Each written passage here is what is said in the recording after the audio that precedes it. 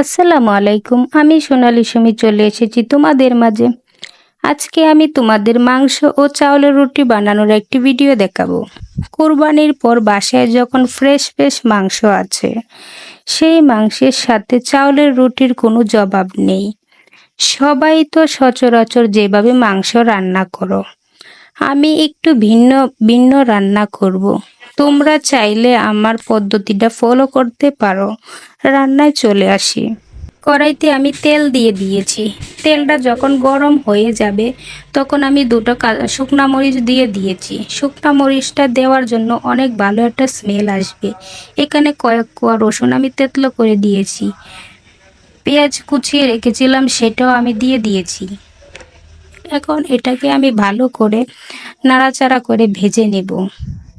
চুলাটা লো ফ্লেমে রেখে কিন্তু ভাজতে হবে। পেঁয়াজগুলা যখন বাদামি বাদামি হয়ে আসবে, এই যে আমার পেঁয়াজগুলা বাদামি কালার হয়ে এসেছে, স্মেলটা যা আসছে বলে বোঝাতে পারবো না। এই যে এখন আমি মাংসগুলো এখানে দিয়ে দিচ্ছি। এভাবে মাংসটা রান্না করলে অনেক ভালো একটা স্মেল আসে। আপনাদেরকে তো বলতে ভুলে গিয়েছিলাম, ভিডিওটা অনেক বড় হওয়ার কারণে আমি কিন্তু পুরোটা দেখাই নাই। আমি মাংসটাকে একটা প্রেসার কুকারে দিয়ে দিয়েছিলাম, দিয়ে সিদ্ধ করে নিয়েছিলাম। মাংসতে পেঁয়াজ বাটা, আদা বাটা, রসুন বাটা, জিরে বাটা, শুকনা মরিচ বাটা এগুলো দিয়ে আমি ভালো করে সিদ্ধ করে নিয়েছিলাম। সাথে কিছু আলু দিয়ে দিয়েছিলাম। রুটি দিয়ে খাবার জন্য কিন্তু মাংসটা অনেক নরম হতে হয়। যদি না সফট হয় তাহলে কিন্তু ভালো লাগে না। রুটির সাথে কিন্তু সফট মাংস খেতে অনেক মজা। আমার মাংসটা কিন্তু অনেক সফট হয়ে গেছে। আপনারা যদি এভাবে রান্না করেন আপনাদের মাংসটা অনেক সফট হয়ে যাবে। আর যেহেতু রুটি দিয়ে খাবো, মাংসটায় তো অনেক ঝোল রাখবো, সেজন্য আমি মাংসটাকে এভাবে প্রথম সিদ্ধ দিয়ে এভাবে আমি বাগারে দিয়ে দিয়েছি। তাতে ওই মাংসের ঝোলটা থেকে অনেক ভালো একটা স্মেল আসে। আমার তরকারিটা রান্না হয়ে এখানে আমি চাউলের রুটি বানানোর জন্য চালগুলোকে গুঁড়ি করে সেই গুঁড়িগুলো আমি সিদ্ধ দিয়ে নিয়েছিলাম। ভালো করে একদম মেখে এখানে আমি লেচি লেচি কেটে নিয়েছি। এই যে দেখেন আমার সবগুলা লেচি এরকম হয়েছে। এখন আমি রুটিগুলা বেলবো। এই যে আমি রুটিগুলা বেলছি।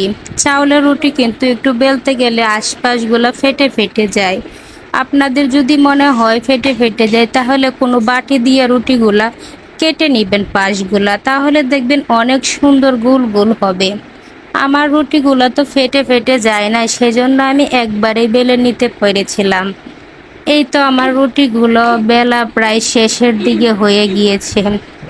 তারপর আপনাদেরকে আমি ভালোভাবে দেখাচ্ছি।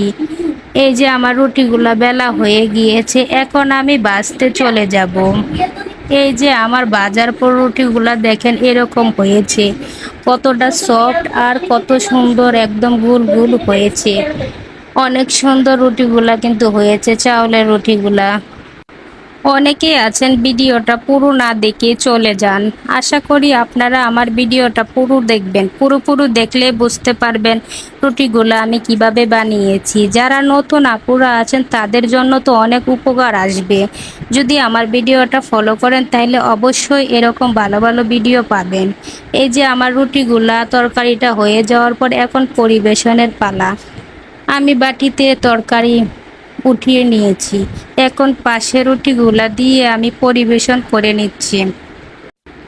আমার ভিডিওটা কেমন লেগেছে লাইক অ্যান্ড ফলো করে কমেন্ট করে জানাবেন। আজকের ভিডিওটা এই পর্যন্ত। সবাই ভালো থাকবেন। আল্লাহ হাফেজ।